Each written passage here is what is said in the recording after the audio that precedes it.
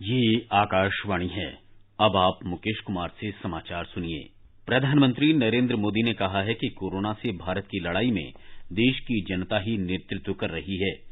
आकाशवाणी से मन की बात कार्यक्रम में आज प्रधानमंत्री ने कहा कि देश का प्रत्येक नागरिक इस लड़ाई में सैनिक है। भारत की कोरोना के खिलाफ लड़ाई सही मायने में पीपल ड्रिवन है। भारत में कोरोना के खिलाफ लड़ाई जनता लड़ रही है, आप लड़ रहे हैं। जनता के साथ मिलकर शासन प्रशासन लड़ रहा है। प्रधानमंत्री ने लोगों से आग्रह किया कि वे अति आत्मविश्वास के जाल में न फंसें और ये भ्रम न पालें कि कोरोना अभी उनके शहर, गांव, गली या कार्यालय तक नहीं पहुंचा है और न ही पहुंचेगा। उन्होंने कहा कि 2 गज दूरी है जरूरी हमारा मंत्र होना चाहिए। लोगों को एक दूसरे से 2 गज की दूरी पर रहना चाहिए और खुद को स्वस्थ रखना चाहिए। प्रधानमंत्री ने कहा कि अपने आसपास मास्क लगाए और चेहरा ढके लोगों को देखकर हमें इसका प्रभाव नजर आता है।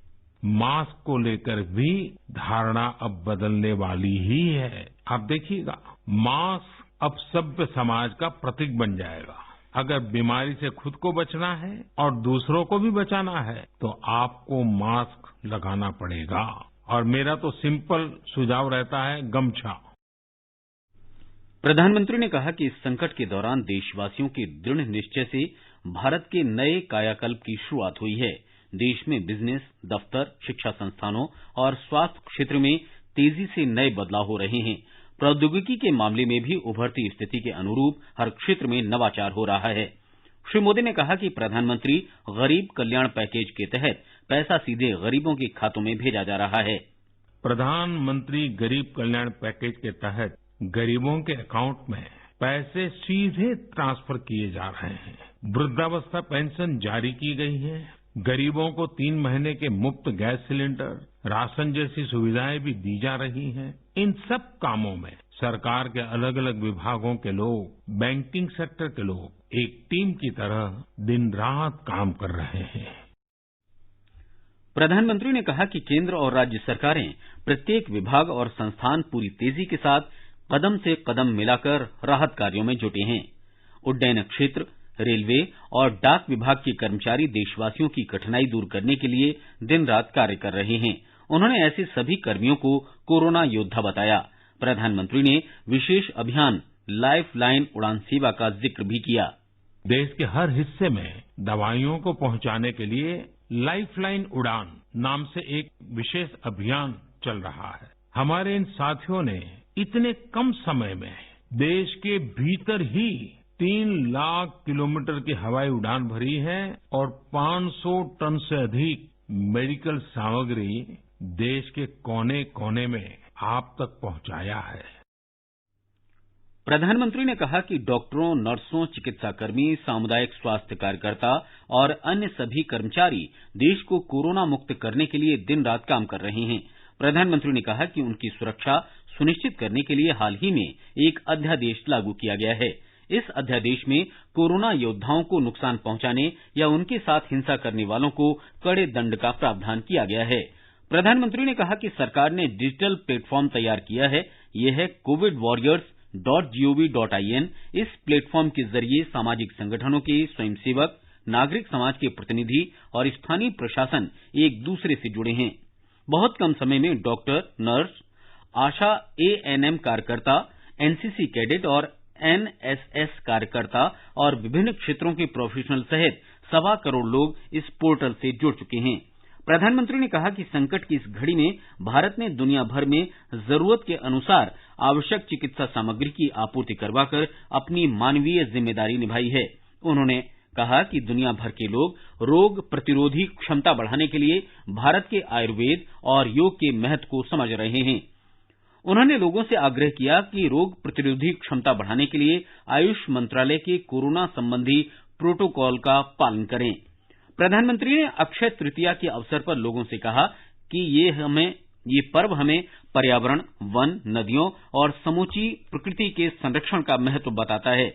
प्रधानमंत्री ने कहा कि रमजान का पवित्र महीना शुरू हो गया है और लोगों को दुआ करनी चाहिए कि ईद से पहले दुनिया कोरोना से मुक्त हो जाए और लोग उत्साह के साथ ईद मना सकें।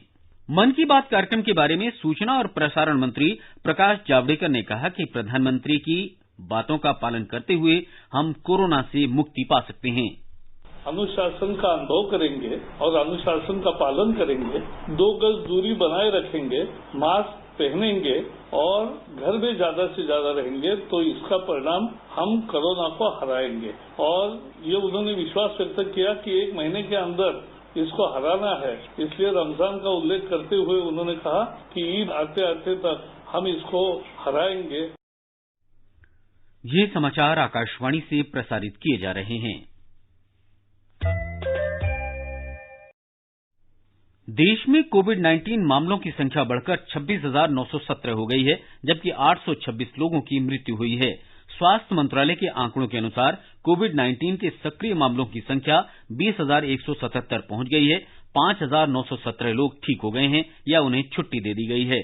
स्वास्थ्य मंत्रालय के आंकड़ों में कहा गया है कि महाराष्ट्र में सबसे अधिक 7,628, गुजरात में 3,071 और दिल्ली में 2,625 मामले सामने आए हैं। महाराष्ट्र में सबसे अधिक 323 लोगों की मौत कोरोना से हुई है। गुजरात में 133, मध्य प्रदेश में 99 और दिल्ली में 54 लोगों की इस वायरस से मारे जाने की खबर है। देश में कोरोना पीड़ितों का उपचार कर रहे चिकित्सा कर्मियों के लिए आवश्यक व्यक्तिगत सुरक्षा उपकरणों का उत्पादन प्रतिदिन 1 लाख से ज्यादा हो रहा है। व्यक्तिगत सुरक्षा उपकरण पीपीई किट का लगभग 50% उत्पादन बेंगलुरु में हो रहा है। इसका निर्माण तमिलनाडु के तिरुपुर, चेन्नई और कोयम्बटूर, गुजरात के अहमदाबाद और वडोदरा, पंजाब के फगवाड़ा और लुधियाना में भी हो रहा है। इसके अलावा कोलकाता, दिल्ली, नोएडा, गुरुग्राम और अन्य स्थानों पर भी ये किट बनाई जा रही हैं। अभी तक देश में कुल मिलाकर 10 लाख पीपीई किट बनाई जा चुकी हैं। दिल्ली उच्च न्यायालय ने कहा है कि कोरोना संक्रमण की जांच के लिए किट न्यूनतम कीमत पर और तुरंत उपलब्ध कराई जानी चाहिए ताकि संक्रमण को नियंत्रित कर लोगों की जान बचाई जा सके। न्यायमूर्ति नाजमी वजीरी ने चीन से 600 रुपए प्रति किट की लागत वाली 10 लाख जांच किट चीन से आयात का समझौता करने वाली 3 कंपनियों को इस संबंध में निर्देश जारी किए। न्यायालय के आदेश से भारतीय आयुर्विज्ञान अनुसंधान परिषद और तमिलनाडु सरकार को बेची जाने वाली किटों की कीमत पर कोई असर नहीं पड़ेगा।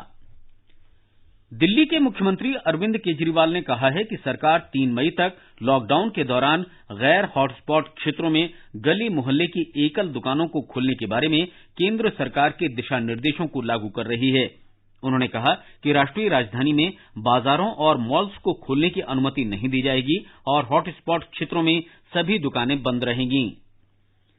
जम्मू कश्मीर के डोडा जिले में 12 लड़कियों का एक समूह मुफ्त वितरण के लिए मास्क की सिलाई कर रहा है। रमजान माह में रोजा रख रही ये लड़कियां स्वेच्छा से मास्क तैयार कर रही हैं और उन्हें जरूरतमंद लोगों को बांटने के लिए जिला प्रशासन को सौंप रही हैं। इन लड़कियों की भावना से प्रेरित सेना की स्थानीय इकाई ने इन पर आवश्यक सामग्री और महिला सशक्तिकरण केंद्र में जगह उपलब्ध कराई है। इन लड़कियों का कहना है कि वे प्रधानमंत्री की मास्क इस्तेमाल करने की अपील से प्रेरित हैं और उन्होंने रमजान माह में ये परमार्थ कार्य करने का फैसला किया है। केंद्रीय गृह मंत्रालय की पूर्णबंदी में कुछ रियायतों की घोषणा को देखते हुए कुछ राज्य देश के विभिन्न भागों में फंसे अपने प्रवासी मजदूरों को वापस लाने के उपाय कर रहे हैं। उत्तर प्रदेश और मध्य प्रदेश सरकारों ने विभिन्न राज्यों से अपने फंसे हुए मजदूरों को वापस लाने की प्रक्रिया शुरू कर दी है। कल हरियाणा से 82 बसों में श्रमिकों का पहला जत्था राज्य में पहुंचा। इधर राजस्थान में जयपुर और अन्य शहरों में काम कर रहे मध्य प्रदेश के श्रमिकों की वापसी शुरू हो गई है। गुजरात से मध्य प्रदेश के 2400 मजदूर 98 बसों से राज्य के लिए रवाना हो गए हैं। सोशल मीडिया की विभिन्न प्लेटफॉर्म पर फैलाई जा रही फर्जी खबरों के मद्देनजर फैक्ट चेकिंग और मिथ बस्टर के तहत तथ्यों के आधार पर भ्रामक खबरों का खंडन किया जाता है। सरकार ने वेब पोर्टल पर किए गए इस दावे का खंडन किया है कि केंद्र नोवल कोरोना वायरस संकट के मद्देनजर सरकारी कर्मचारियों की सेवानिवृत्ति की आयु घटाकर 50 वर्ष कर सकता है। पत्र सूचना कार्यालय ने इस खबर का खंडन करते हुए इसे बेबुनियाद बताया है। इसके साथ ही ये समाचार बुलेटिन समाप्त हुआ।